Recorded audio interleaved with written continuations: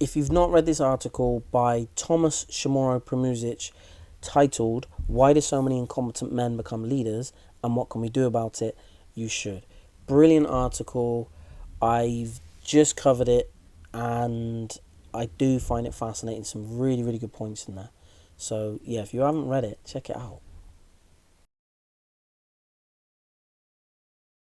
So I came across a really good article the other day that I wanted to talk about. The second I read it, I just thought, definitely need to share this. So it's an article by a man called Tomas Chamorro-Premuzic, and he is a well-known. So it says he's chief talent scientist at the Manpower Group, a professor of business psychology at University College London and at Columbia University in New York City, and an associate at Harvard's Entrepreneurial Finance Lab. He's authored books. He's done a TED talk. He's up there. He's a clever man. So I found this article. It's a few years old now, but I thought it was really, really good. So it's titled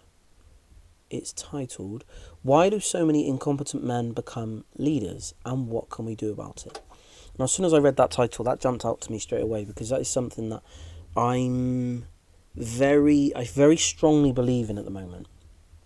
The only thing I would say to this is, or on top of this, is I'm starting to get to the point now where I'm convinced most people have no idea what a leader actually is, and B, the difference between managers and leaders, and C, their perception of what a leader and a manager are, what their roles are. So I think that's the biggest issue, just to start with. But I want to read through this and just pick it apart, and yeah, it's good. It's good. I really, really enjoyed the read, to be honest. So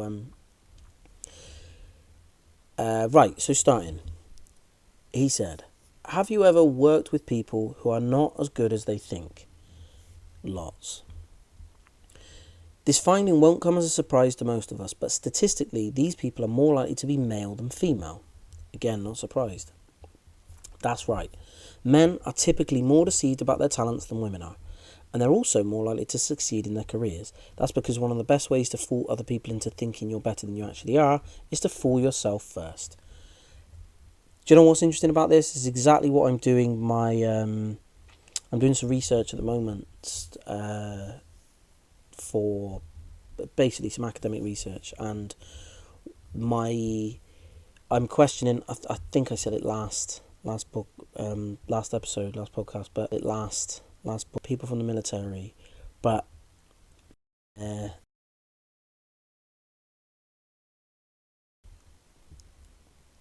leadership skills. How good? Oh, fuck me, word this right. How well they believe their leadership skills that they gained from the military have transferred into civilian roles, and specifically in project management. And I believe that they are all going to say yes, but the skills that they believe they gained and make them good, I think, aren't as important as the fact that they believe that they are better leaders because of it. So the belief is the strongest bit. So I don't think the skills that they actually learn are what make them good in a civilian role. It's the fact that they believe that they are going to be good. So that ties in with that. I think it's really, really good. Belief can take you a long way. Anyway, I'm an organisational psychologist, and I use science and technology to predict and understand human behaviour at work. One of the areas that fascinates me is the relationship between gender, personality and leadership, and more specifically how gender and personality shape our choices of leaders and how those leaders then impact organisations. Discussions of gender tend to focus on the underrepresentation of women in leadership, which sadly is more or less universal. Couldn't agree more. Again, what's the definition of leadership? The big difference between leaders and managers. I want to keep saying that. Massive difference. But a bigger problem is the fact that most leaders are incompetent. Couldn't agree more. Indeed, whether in business or politics, incompetent leaders have negative effects on their followers and subordinates, causing low levels of engagement, trust and productivity, and high levels of burnout and stress. Just Google "my boss is" to see what most people think of their managers, and maybe, just maybe, you'll feel a bit better about your manager. You'll see words like crazy, abusive, unbearable, toxic, and other words that are too rude to repeat. Here's my issue with that paragraph. I think it's brilliant. I do. I agree with all of it, bar one thing. There is a very grey crossover between the word leader and the word manager in that paragraph. He's put, but a bigger problem is the fact that most leaders are incompetent. Indeed, whether in business or politics, incompetent leaders have negative effects on their followers and subordinates. Cool. Then it says, just Google "my boss is" to see what most people think of their managers. Whoa! What's that got to do with leaders? So again, I agree. I do very much agree. But they're two different things. They're very much different things. Yes, they are people who are in charge of the group, the organisation, the office, whatever you want to call them. But I don't believe they are in a forced management role. But I don't believe... I believe that, yes, you could say that they are... They could be better at their jobs if they were leaders, but there's a big difference between someone who is managing the office and someone who is leading people. Big difference. So anyway, so the main question we should be asking is not why aren't any more women leaders, but why do so many incompetent men become leaders? Couldn't agree more. Stereotypes is the answer to this. Stereotypes and old school thinking, people getting promoted from above due to brown nosing and being a yes man and making it, you're less threatening for the person above you. It makes it easier for them to, they don't feel as intimidated by you, they don't feel as scared by you if they are insecure themselves. So within a business, promotion is usually down to the least threatening, competent option. That's that. And if it's voting from a group of people, like in politics, you're voting for your favourite. If you're one of the soon-to-be subjects of who you're voting in, then that will be a completely different thing. That usually comes down to charm, not leadership ability. Who you're voting for, the one that you like the most, the best salesman. So again, they're very different, but they're both not good measurements of leadership. It's like measuring your height in kilograms. You're measuring someone not on their ability to lead, but by something else, and then you're putting them in a leadership role.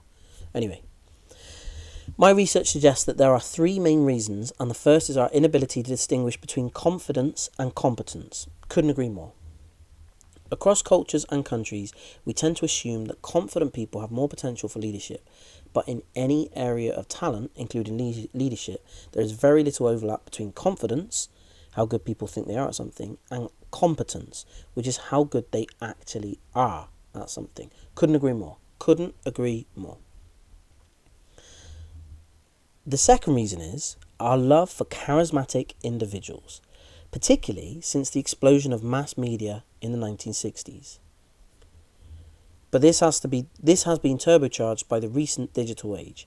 We appear to want leaders who are charming and entertaining, but as most of us know, there is a big difference between an effective leader and being a stand-up comedian. In fact, the best leaders are humble rather than charismatic to the point of being boring. Yes. I very much agree with all of this, but again, this is for a very specific type of leader. These are ones that are being voted in. But yeah, I agree.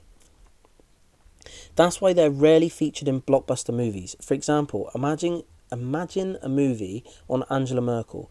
She wakes up, has breakfast with her husband, goes to meetings well prepared, lets other people talk without interrupting them, makes rational decisions, and there are no scandals about her. In contrast, there is a surplus of captivating biopics on charismatic leaders with a fascinating dark side who end up ruining countries and organisations. Very, very true. Good leaders are boring. The third and final reason for the rise of incompetent men is our inability to resist the allure of narcissistic individuals. People with grandiose visions that tap into our own narcissism. Now, before I carry on reading this, I do want to say what I've noticed, and I haven't seen much research on. I'm sure there is some, but I haven't seen a lot. It's about people being drawn to people of who they wish they were, if that makes sense. People... this is the strange thing as well. Women are drawn to men that they wish they were like. No. Women are drawn to men that make them feel safe and secure, but men are threatened by men who make them feel safe and secure. So, generally, men won't like other men that are good leaders, but what they might do is follow them around if it makes them feel popular and important and they can get something from it. So for their own gain. That I find fascinating. I'd love to speak to a psychologist about that, about the desire to want to be around people that can benefit you, but maybe you've realised that you are inferior to them. I find that fascinating. Anyway, moving on. We've always admired famous people, but our admiration for people who admire themselves or are famous for just being famous has been rising for decades. At this rate, future generations will look back at Kim and Kanye and say, wow, they were modest. This blows my mind as well. The amount of people now that are getting into very influential positions of influence, especially on young people, and a lot of these young people are being... The crazier the videos that people do online, the more attention they get. And because everyone seems to be so insecure and desperate for attention, they do crazier and crazier things, which is why you see these trends where people are drinking bleach and then they die and stuff, and you just think, what is going on? So I think that attention seeking is very, very bad for the future. It really, really is. Much of the popular advice that focuses on helping people become leaders nurtures and promotes a narcissistic mindset. Love yourself no matter what. Don't worry about what people think of you, or if you think you're great, you are. Unfortunately, this creates a surplus of leaders who are unaware of their limitations and unjustifiably pleased with themselves. They see leadership as an entitlement and they lack empathy and self-control.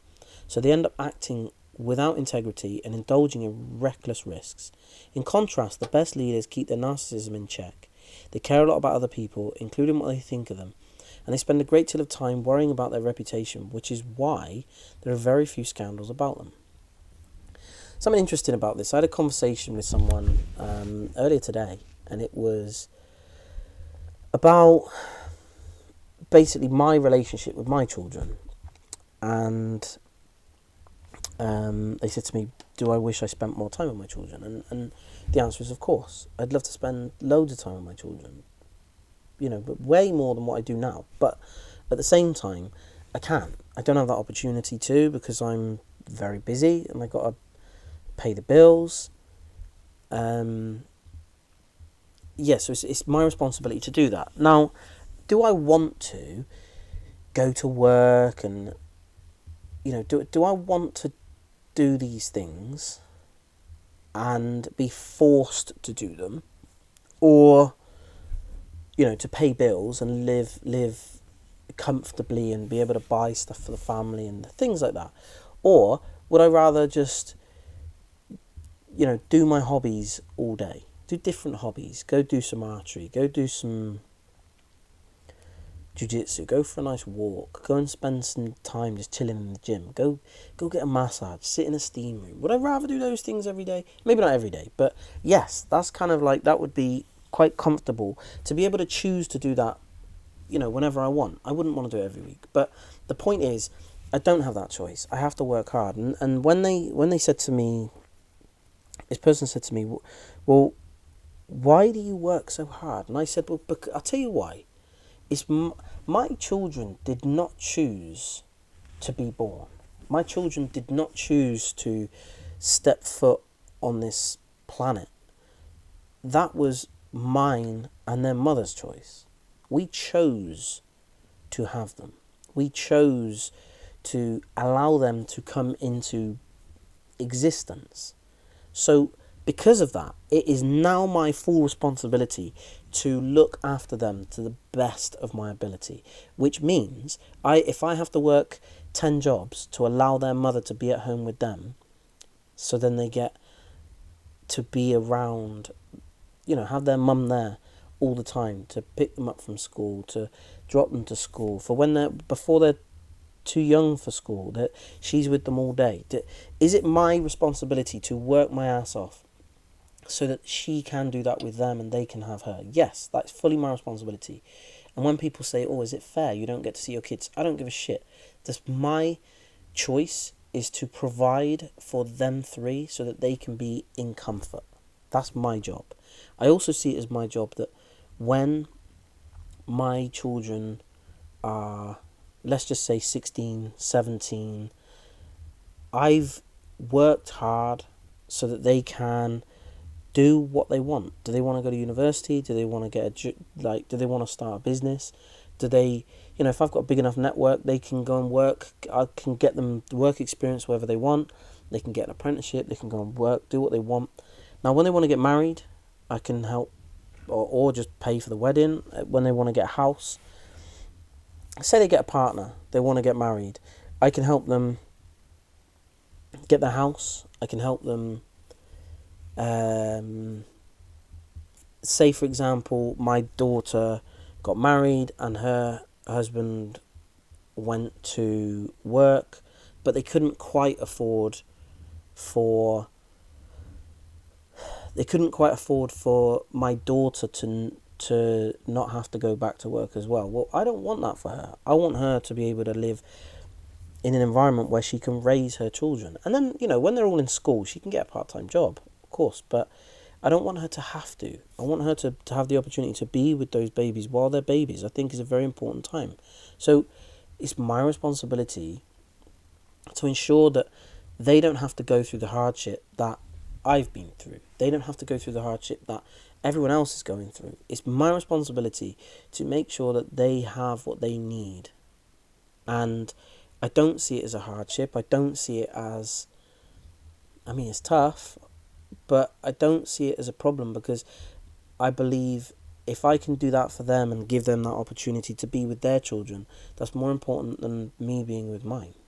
And they said to me, well, what, don't you want to be with your kids? And I said, it's not about that. It's about being selfless rather than selfish. I'd love to see my kids. I really would. But I would love them to see their kids more. I'd love that for them. And if they never understood and they grew up and they were like, we hate you, you were never there, I can live with that, as long as they get to spend time with their kids. For me, that's the behaviour. Now, I don't choose to be like that. That's just who I am. But for me, that is the behaviour of someone who is a leader, is you thinking more about other people than yourself. I'm there to make sure that my family is looked after and they're happy, and I will die to achieve that. That, to me, is the difference between a leader and a manager. A manager is still very selfish. There might be, let's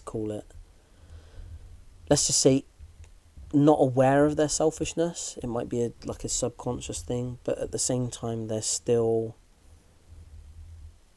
still selfish, whether it's conscious or not. Anyway, like I said, that to me is the mind of someone who is a leader, because you're thinking more about protecting your group, your family, whether that is a blood family, families in the community that you live in, whatever it may be. If you are that person, I don't think you can choose to be like that. I just think that's who you are. That's the way you are. You are that shepherd. Anyway, moving on.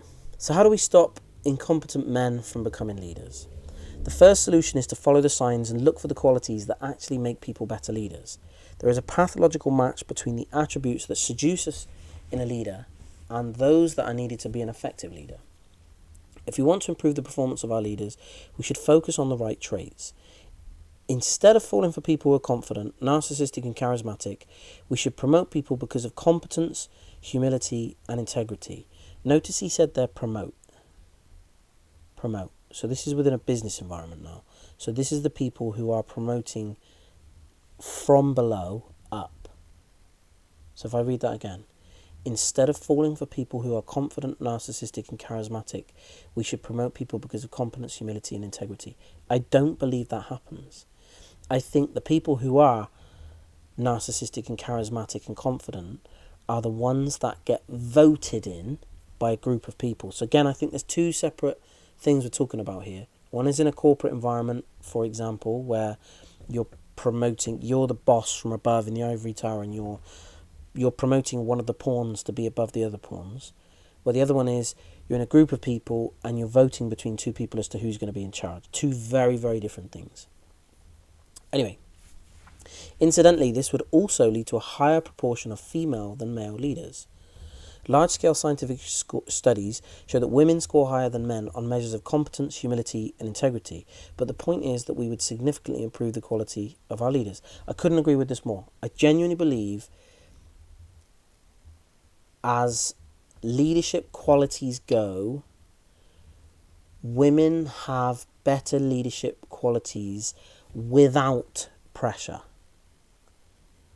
I think I've got absolutely no data behind what I'm just about to say, but I believe women are better leaders in times of peace. But when shit hits the fan, I think men come into their own. Good men. Not just those narcissistic and charismatic bellends. I'm talking good. Generally, women will crumble. And I've seen it a lot. Women, especially when a man gets aggressive with a woman, most women will, at a point, they fold. And I think there are a lot of men who can handle that situation. They can handle the heat. Someone like Gordon Ramsay shouting in your face. He could shout in my face all day and it'd be water off a duck's back. Whatever. If I saw him shouting at someone else unnecessarily, I'd knock his teeth out. But, if it was... I understand if it was all for show. And I would say to that person it's for show. No, to be honest, I probably would end up just arguing with him to protect everyone else, knowing me. But what I'm saying is a lot of people will crumble under that aggression and volume, but more so women. Not always, but generally. Moving on. The second solution is to distrust our instincts. This is fascinating because I've said for a long time, people who are, and I've not even read this bit yet, but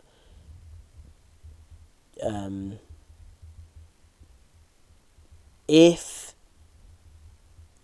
you're raised in a country where, or even in a family where you're told this is, not even told, but your family vote for a certain type of person or they follow a certain type of person, and that is what maybe your religion says a leader should be, or your local you got the same type of, say, president in all the time, you start believing that that's what a leader should be, and that is what your instincts tell you is, like, comfortable, because it's what you know.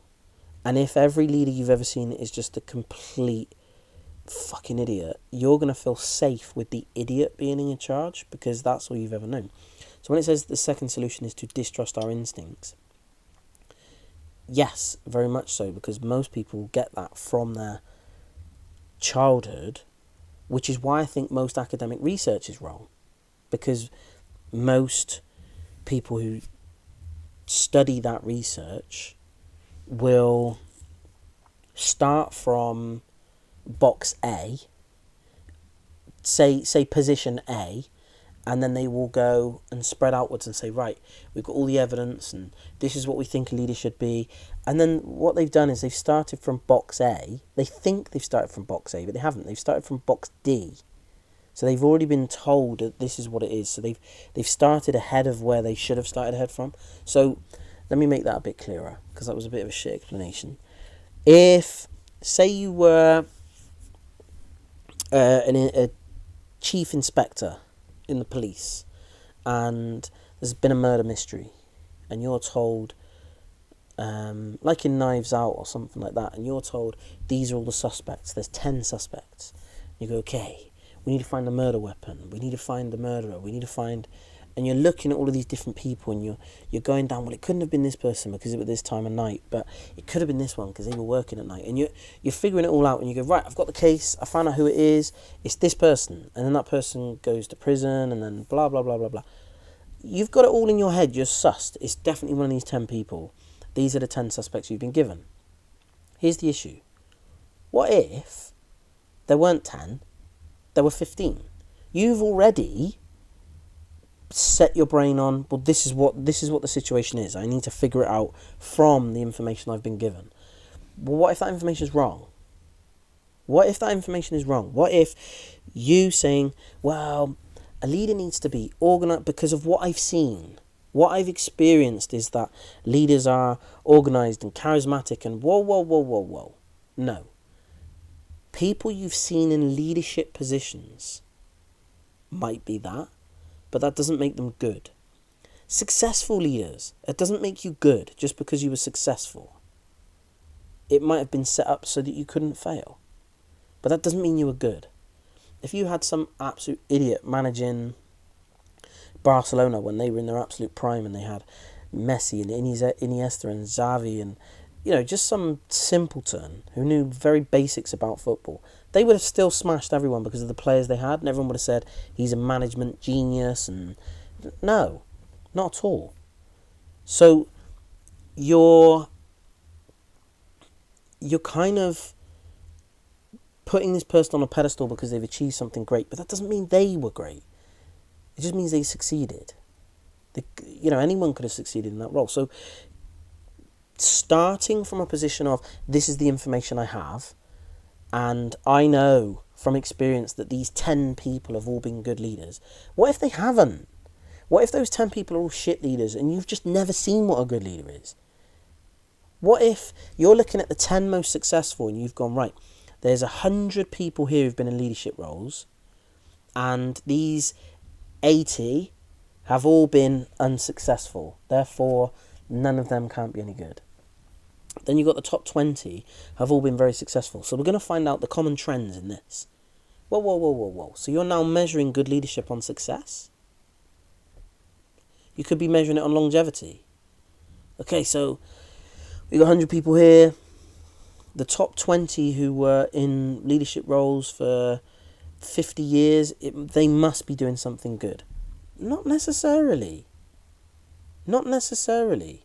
It can't. You're assuming that the ones who were successful were good.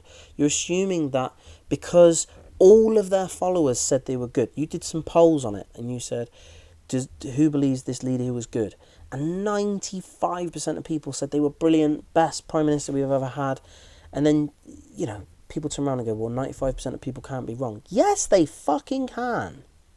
This is my issue with academia, is the data. A lot of people will say, well, the data says this. It might say that, but you're trusting people. You're trusting people who don't know what the fuck's going on half the time. So you're trusting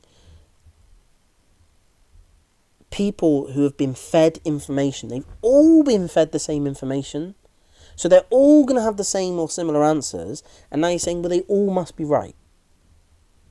That's where I get a little bit fucked off with academia at the moment and people who are saying, these are the traits. Not this, whatever his name is, not this dude. I think he's very good. I've read a few of his things. He's very good. I like him. But there are a lot of others. The majority of what I would say, the research I've read, are by people that I just think to myself, you wouldn't know a good leader if they stood in front of you. You wouldn't. You think Arnold Schwarzenegger was a good leader of California because he was good in Terminator. I just think too many people, they know big words. You know, they've been a professor for 20 years, they've got a PhD, and just like this says, you believe you are clever because you have a PhD. You believe in your own bullshit because you have a PhD. You believe that your research is right because you have a PhD. Just like these people who believe they are good leaders. That's my issue.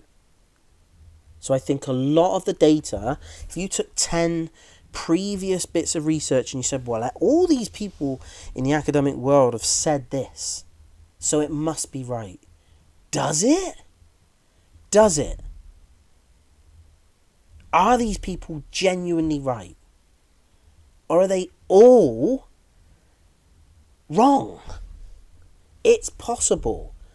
And I think that is a big issue. Too many people aren't in the bracket enough to have original thoughts. A high enough bracket. It sounds kind of ridiculous to say, but I think there's too many people who have PhDs because they are good at academia, but they don't have the brain for original thought. And I think that's the big difference between someone who's got a good memory and someone who can write things down on paper and someone who has a brain. I think there's a big difference. Original thought is a big thing. A lot of these people don't have original thought. That's my little rant on academia at the moment. So apologies if I've offended anyone, but that's my opinion on it. There's a lot of bullshit. There's some very good people. I've read some articles and I think they're fascinating. And I do think some people do come up with some really good, like one piece of research. I think like I might read it and I think that's brilliant. I'll then read other stuff they've done and I just think, no, you're starting with the wrong information and trying to solve the murder with, I think you need to answer questions before you start asking that one. Anyway, moving on before I get myself in more trouble. Right. The second solution is to distrust our instincts. Fuck me, I went on a rant after just that one sentence, didn't I? Anyway. Most of us love our intuition, but most people are just not as intuitive as they think. Couldn't agree more. In that sense, intuition is a bit like a sense of humour. 90% of people think they have a fantastic sense of humour, yet how many people are actually funny? Agreed. A much lower percentage. One implication is to focus less on the impressions people make during job or media interviews, which are just an invitation to project our own biases and prejudice. Even when we have good intentions, it is not easy to overcome this. For example, unconscious bias training will rarely help you ignore that the person in front of you is white, female, or attractive. In fact, the more you try to suppress certain thoughts from your mind, the more prominent and present they become. I couldn't agree more. I think a lot of people... this is going to sound really harsh now. I want to say a lot of people see in 2D. Most people that I've met see in 2D. I'm going to get myself in so much shit for this, but I'm sure there's a lot of you that can resonate with what I'm saying. But there are a lot of people that see in 2D, and they're seeing the world in 2D, and they're seeing it from everything they've experienced. and they meet someone and they will talk to that person, and they're trying to figure them out from everything they've experienced in their life, and they can't read in between the lines, and they're starting to think, oh, this person's a really nice person. And then you've got people who see everything in 3D, where they're not seeing what the person is showing them. It's like when you see in 3D, it's like you're not seeing it from your own eyes. It's kind of like you're seeing it from the side, and you can see around their mask, and you don't hear what they're saying, you hear what they mean. So you're hearing in between the lines, and you just kind of, the way they hold themselves, the way they walk, the way they talk, everything about them. So I think a lot of people, their instincts tell them what's in front of them, whereas if you're aware of the bullshit your subconscious tells you, so if you're aware of your subconscious, and you're aware that your subconscious isn't you, you can hear what your subconscious says, and then you know that it's just an automated program, so you can hear it and go, oh wow, I can see how that would have worked on someone else because my subconscious thinks this, but it's clearly not. It's really complicated to explain to someone who potentially can't do that, but I'm sure there's people out there that can. It's really difficult to explain. But yeah, I find instincts and intuition fascinating as well. Really, really fascinating. I'd love to hear from other people who kind of see the world in the way that I've just explained it. It's a fascinating thing. Anyway, moving on. If we want to improve the quality of our leaders and help more women get to leadership positions, the last thing we should do is lower our standards when we select women. I completely agree. I want to tell you a story, actually, off topic again. I want to tell you a story of, I knew a company who wanted to promote women in leadership roles, management roles, whatever you want to call it. So they had this young girl. She was young, early 20s. She was blonde, tall, and they wanted to put on all their posters, and they wanted to say, yeah, we have these women in the high profile roles, and it was a bit cringe watching some of the men around her, like the older men who promoted her. It was a bit creepy. But here's the problem as well. A lot of the older men, who are the ones with that cognitive bias, who just say, women can't do the job, women can't be managers, women can't be this, women can't be in charge of men. And they say all these stupid comments. Because they say those things, that is why more women don't get put in those positions. Now, here's the thing. They promoted this girl very quickly to prove that the company could or supported women in management, high profile management roles. Then what happened was, after about, say, 9 months, 12 months, she made some major and very, very expensive mistakes, and they had to let her go. And what happened?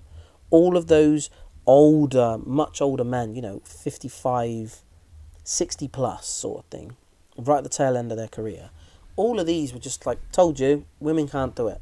Women are shit.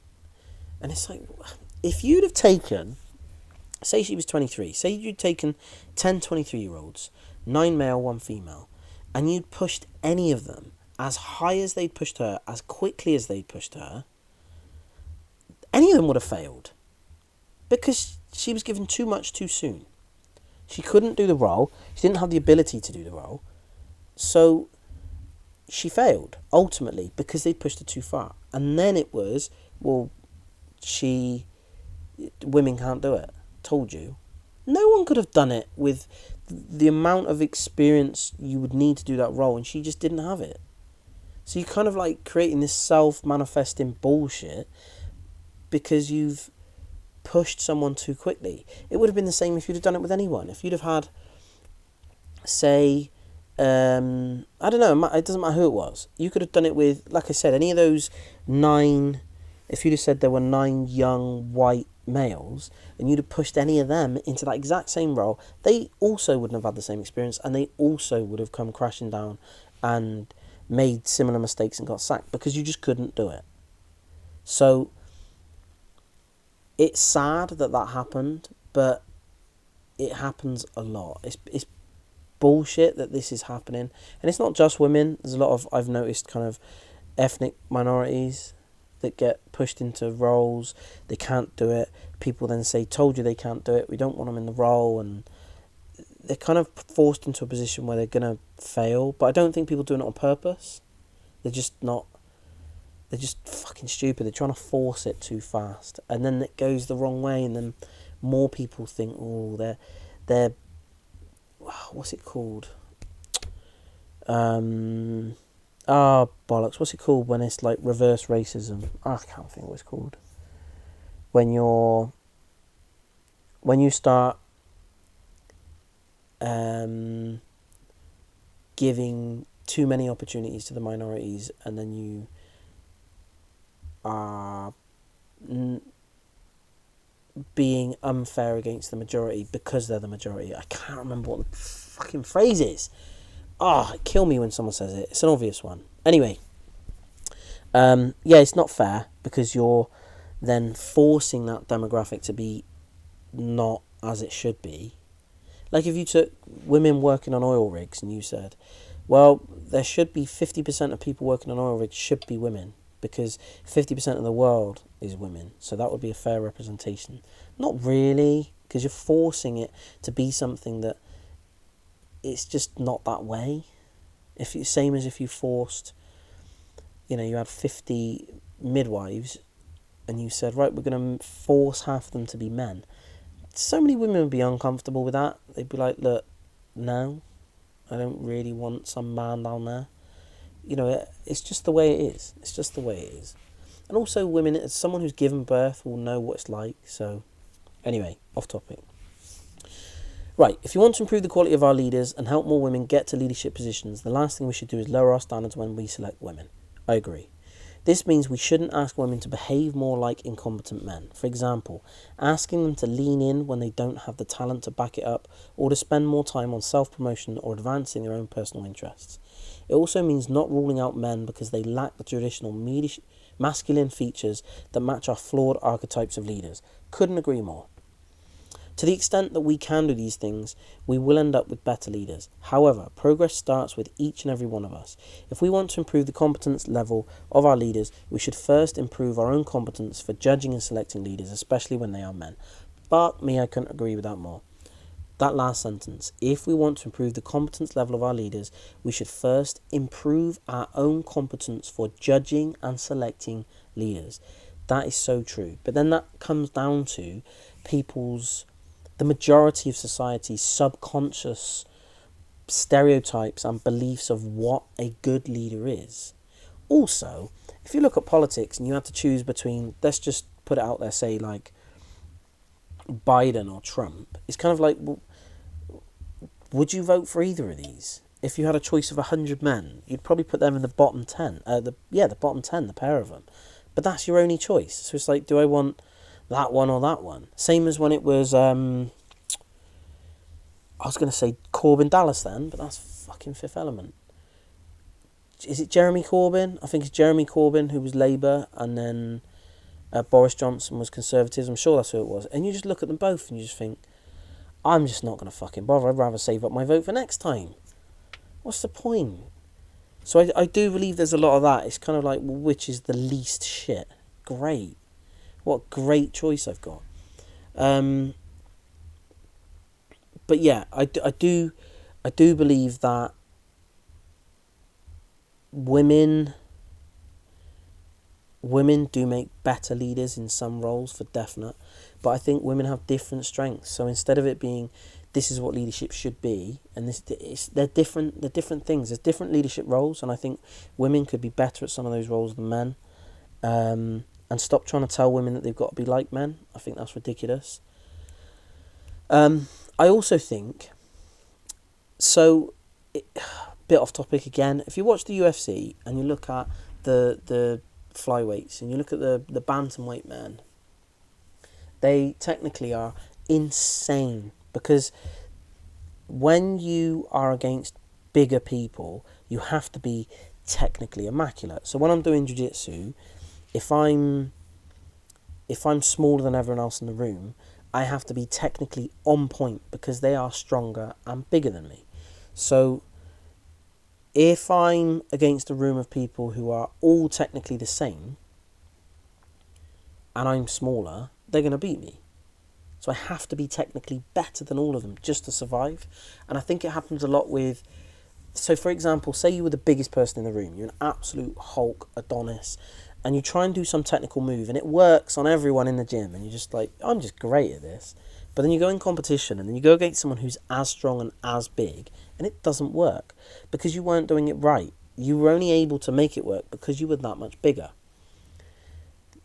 Therefore, generally, the smaller people are more technical because they have to be to make it work. Now, here's the thing. I believe this is the same in leadership. If you've got someone who they made it as a leader because they were the biggest bully when they were in school, so people just voted them in. Maybe they were the one who started puberty first. If you got a young male who was just massive at 15, and everyone else kind of started puberty a bit later, and then they just weren't quite there, he's in charge now. He's just in charge. And I think that then follows them through their life, and they believe that they're good at being in charge. But the thing is, they don't have to learn how to be good leaders because they haven't needed to when they were younger. So I think for someone like a woman who cannot rely on physicality or cannot rely on being a huge male, can't rely on her big deep voice and beard, I think because of that, that's why women have to work harder to be better leaders and therefore end up being better and having better skill set, because they can't rely on just being a big oaf and all the men cowering down to them. It's very, very hard to manage, I'm not talking about leading now, but to manage the very, very working class men.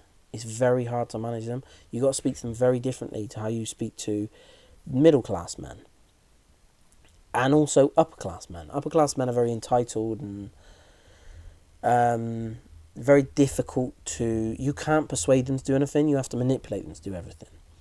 Middle class men, you can persuade them, but they're a little bit entitled.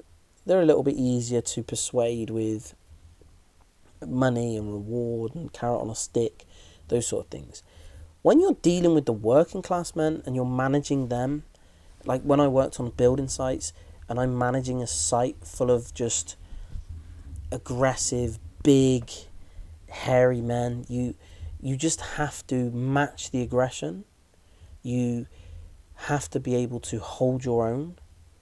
And when you say to someone that work isn't good enough and they turn around and say, fuck you, I'm not doing that again, you have to be able to just stone cold look them in the eye and say, if you don't do it again, you're not going to be able to come back, because that's not good enough, not on my site. You haven't got to rise to it, but you do need to be able to hold your own without any nerves and just say, tough. And if you can do that, I think subconsciously they kind of go, oh, okay, cool, he's not intimidated by me. So I don't think it's a we're going to fight thing. Bear in mind, I've been attacked a few times on site, but that's not the point. It's more about holding your own and them realising that you aren't just going to back down. So I think you've got to manage different people very differently. That's not leadership, that's management. That's two different things. And I think that is a skill which is a lot harder for a woman to be able to master because she's a woman.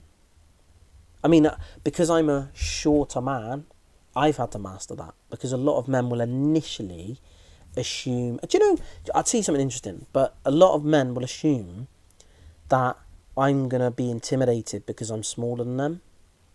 And when I'm not, they're kind of like, oh, okay. And then that's just, we're cool.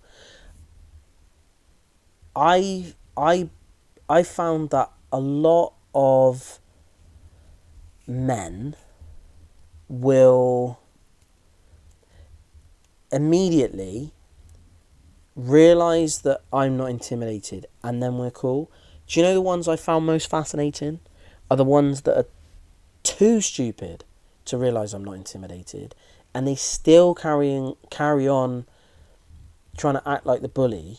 And this is the people that have attacked me on site. They are the ones that are, for example, they probably were the bullies in school. They relied on aggression and threat and all these sort of things, and they then get to adults and they're so thick they don't understand that, they still think everyone's intimidated of them and scared by them. And when you're not, people who've got a bit of something about them will kind of go, oh, okay.